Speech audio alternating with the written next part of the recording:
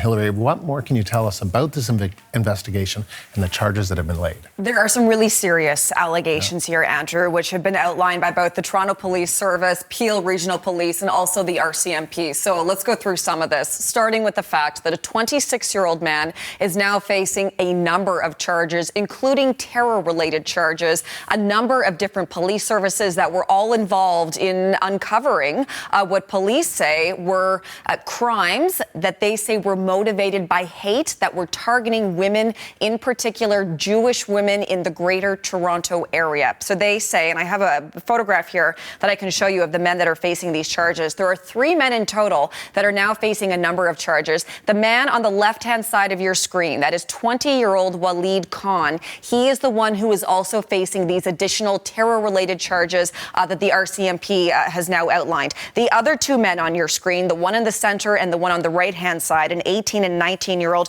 they are also facing a number of charges, but are at this point not facing terror-related charges.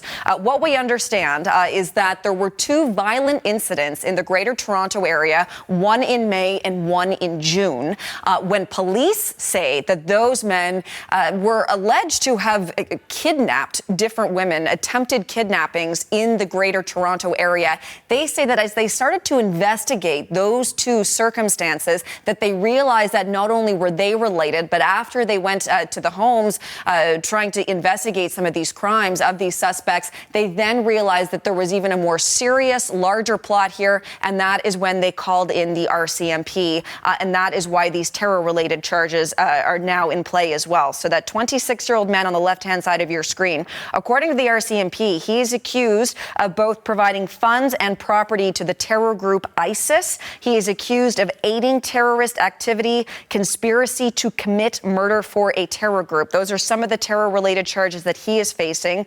The 3 men, though, together are facing charges including conspiracy to commit kidnapping, hostage-taking, impersonating police, sexual assault, and sexual assault with a weapon.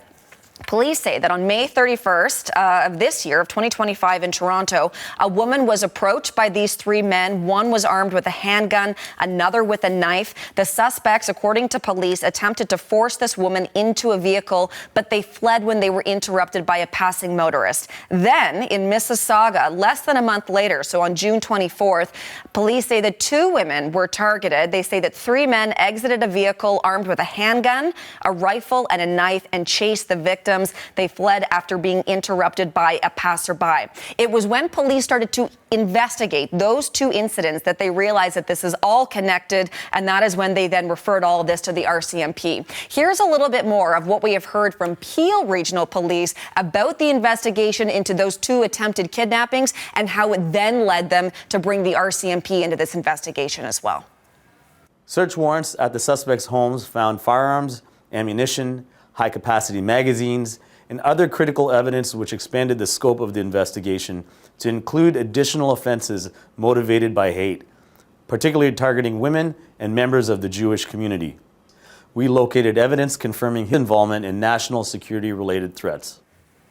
And it is at that point that, of course, that the RCMP then started their own investigation. They say with the help of these other police services as well, but you can imagine sort of the scope of this at this point. Now, it is expected that those 3 men, that they will be making a court appearance in Ontario coming up in the new year on January the 29th. But certainly some very serious allegations here, Andrew, which we'll be watching and listening for more reaction to throughout the day. Yeah, absolutely. Hillary, thank you. The CBC's Hillary Johnstone.